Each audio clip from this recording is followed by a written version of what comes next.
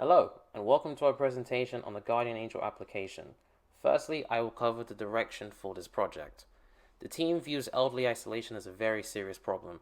Elderly people are susceptible to being isolated from their loved ones, with this risk only being increased currently due to COVID-19. Isolation can lead to many problems for the elderly, which we are defining as 65 plus, as per the NHS definition, ranging from loneliness to physical injuries, for example from falls and not being able to get necessary support while isolated. Currently, there are already devices out there to help with these problems, such as pendants, but it may be beneficial to create a cheaper and more accessible application. Before doing so, the team underwent some research regarding the application, and here are the highlights of our findings.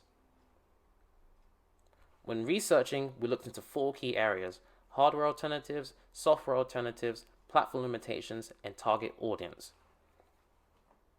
Starting with hardware solutions, there are currently many devices which aim to tackle this problem.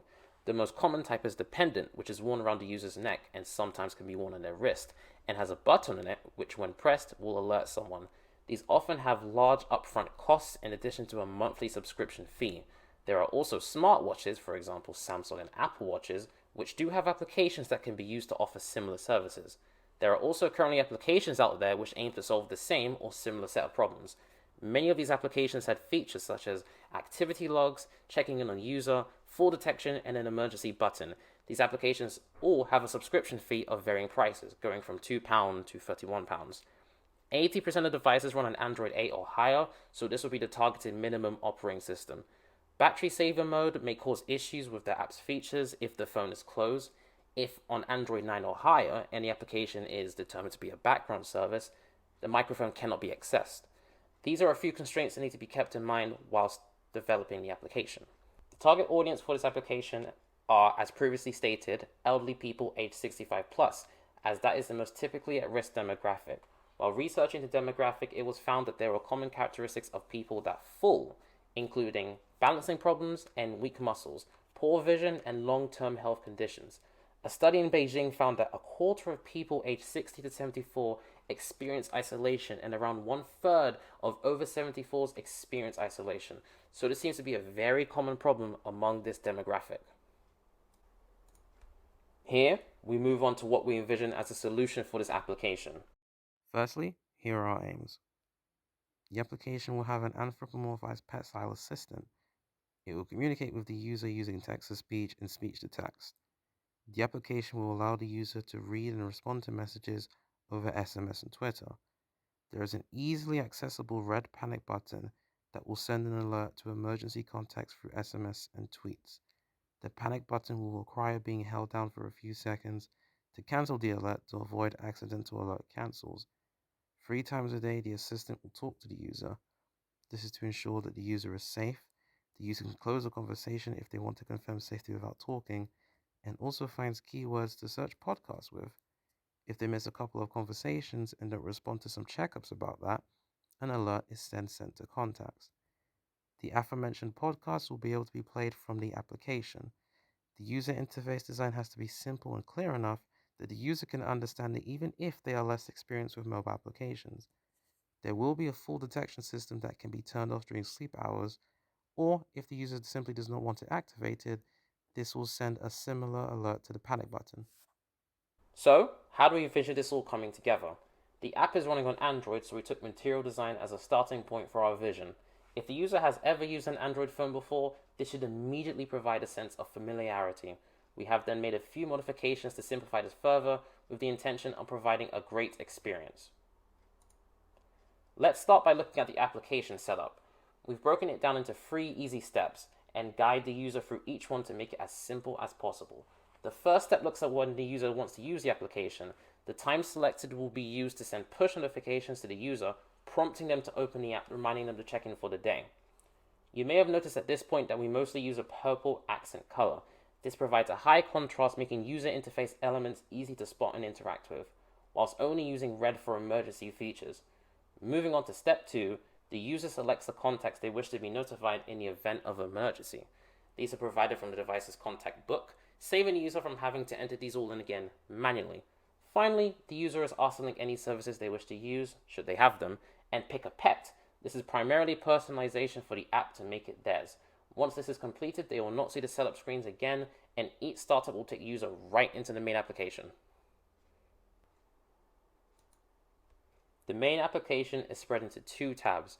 The reasoning for this being the emergency alert functionality is very important and should be easily accessible without any distractions offered by other features of the application.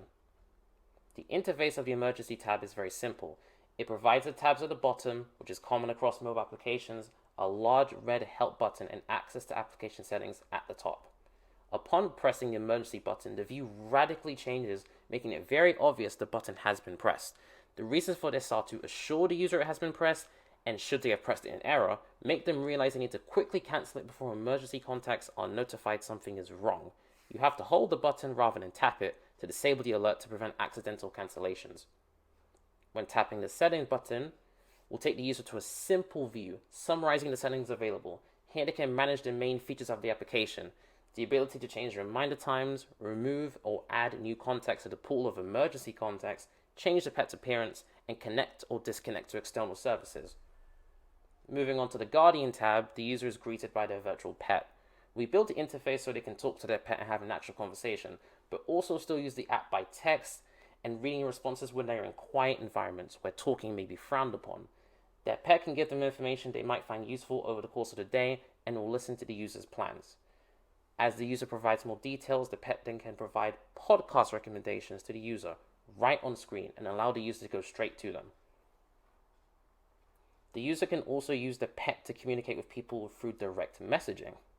And finally, as the user provides details, this is entered into their diary, which they can look back at to see what they have been up to and how they were over the course of time. Now, we move on to how we as a team plan to approach this project. For the local application, we intend to build it using a combination of Flutter and native code. Flutter has a powerful graphics engine used for animated elements such as pets and tools for fast development, particularly UI. It also brings the advantage of should the app be ported to another operating system in the future, much of the code can be reused. For AI elements within the application, such as the virtual pet, we plan to use either local processing where practical for faster processing or offload to cloud services such as IBM Watson. To handle podcasts and social integration, we plan to use official APIs provided by services such as Spotify and Twitter. They were chosen due to their popularity and potential familiarity to users. Device motion sensors such as the accelerometer will be utilized to detect a fall. For our development, we plan to use agile development, largely following Scrum methodology. This application is quite well suited for this approach as it is quite modular in design, so single features can be implemented over a sprint. We did, however, decide to implement some modifications which include the replacement of daily stand-ups due to them being impractical with COVID-19, and the group consisting of students working at different times. We instead will use Discord messages describing current work when team members undertake tasks. Prioritization of tasks determined by the team due to the lack of product owner and limited contact with the client. Development will be user story driven. For each story, feature design, both UX and architecture, implementation and testing will be completed in sprints on a story by story basis. Our modifications make our plan ideal for both team members and the client.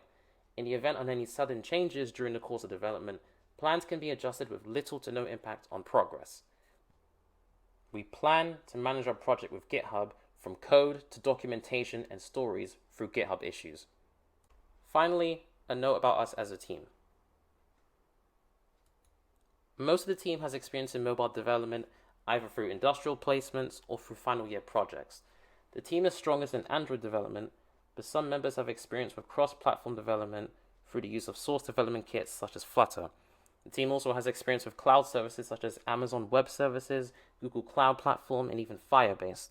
The skills learned from using these services are transferable to the text-to-speech and speech-to-text services we intend to use.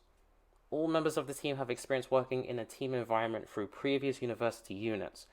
These units have taught us how to work together collaboratively and communicate with each other effectively. The team feels confident in their abilities to work together on this project. Using the Belbin test, we found that the team had a wide range of personalities. Having various different personalities is ideal as it can help fill out the different roles in the team. Different personality types also means that the team will have less shared weaknesses.